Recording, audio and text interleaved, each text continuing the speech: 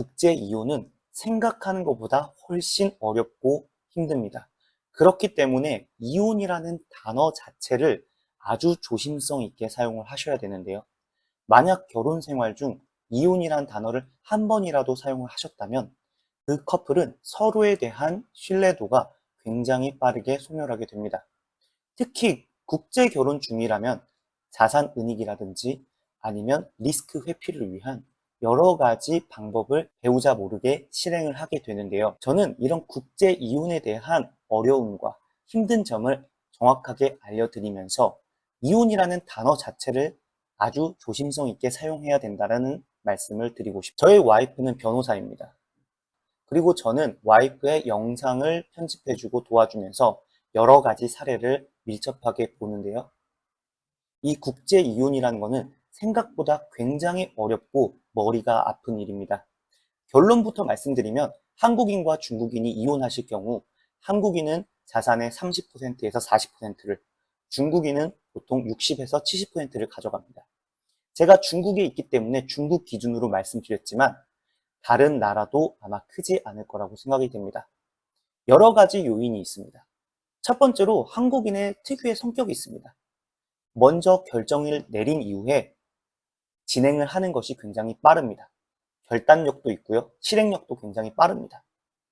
말은즉슨 빠르게 매듭을 짓기 위해 더 많은 것을 양보합니다. 빠르게 매듭 짓고 다시 시작하겠다라는 생각을 하시는 편이죠. 두 번째로 당신이 만약에 해외에 있다면 증거 수집이나 체류 자체가 어려울 수 있습니다. 일단 증거는 여러 가지가 있겠지만 배우자가 자산 은닉을 했을 경우 혹은 제3자에게 자산을 넘겼을 경우에 추적이 굉장히 쉽지가 않습니다. 번역과 공증은 당연한 것이고요. 어떤 경우에는 한국과 중국 따로 이혼 소송을 진행해야 되는 경우도 많습니다. 또한 각각의 나라가 다른 방식으로 증거를 채택할 수도 있고요. 법 자체가 달라서 한국 사람이 생각하는 상식이 통하지 않을 수도 있습니다. 예를 들면 중국은 특정 어플을 사용하여 녹화를 해야지만 증거로 인정을 받습니다. 하지만 외국인 입장에선 이런 것을 잘 이해하기가 쉽지가 않습니다. 그렇기 때문에 이혼 소송에 들어가는 비용도 훨씬 더 많고요. 또한 자녀 문제가 굉장히 골치가 아픕니다. 만약에 둘 다 양육권을 위해서 싸운다라면 차라리 낫습니다. 그런데 둘 다 양육권을 가지고 싶지 않은 경우에는 정말 지옥을 맛보게 됩니다. 아이는 중간에서 굉장히 큰 상처를 받고요. 그리고 아이가 한 사람에게 양육권이 넘어간다고 해도 그 아이는 아마 행복한 삶을 살기가 쉽지가 않을 것입니다. 이혼은 또한 상대방의 약점을 찾고 누가 더 아프게 찌르냐의 핵심 승패가 달려 있습니다. 그래서 만약에 당신이 변호사에게 가서 나는 더 많은 위자료를 받고 싶다라고 한다면 변호사는 당신을 위해서 상대방이 제일 아픈 구석을 찾아서 정말 잔인하게 찔러줄 것입니다.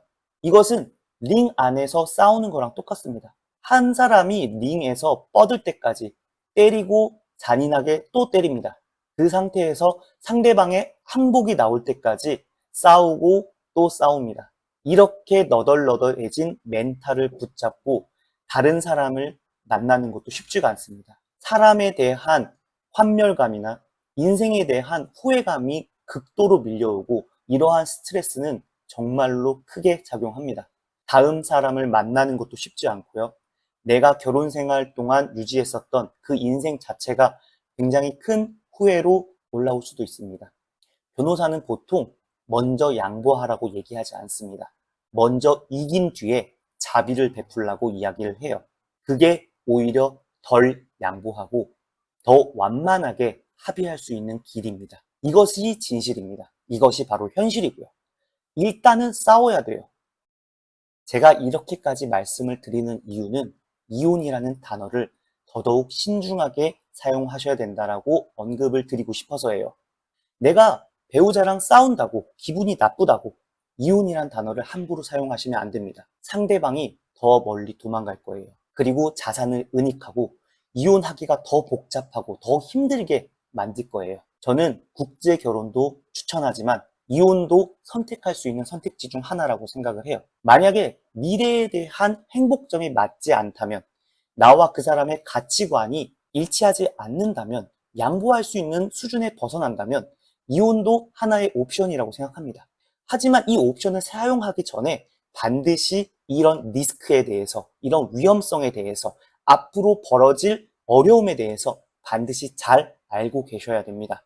이것을 알고 시작을 하는 거랑 모르고 싸움을 시작하는 거랑 아주 큰 차이가 납니다. 자신의 멘탈을 붙잡을 수 있고 자신이 이 싸움을 끝낼 수 있을 때, 그리고 나의 행복이 이러한 싸움보다 더 클 때, 그때 시작하는 게 저는 옳다고 생각합니다. 함부로 사용하시면 안 됩니다. 이 단어를 입 밖에 꺼내는 순간 그때부터는 서로가 이것에 대해서 인지하기 시작합니다. 핵무기를 가지고 있는 나라는 핵에 대해서 그렇게 쉽게 언급하지 않습니다. 거기에 대한 위험성을 너무나도 잘 알고 있기 때문이라고 생각해요. 이혼은 일종의 핵무기라고 생각합니다. 더 잘 이해해야 되고 여기에 대한 위험성을 충분히 인지하시고 정말로 안 될 때 마지막 카드로 사용하시기를 권장드립니다.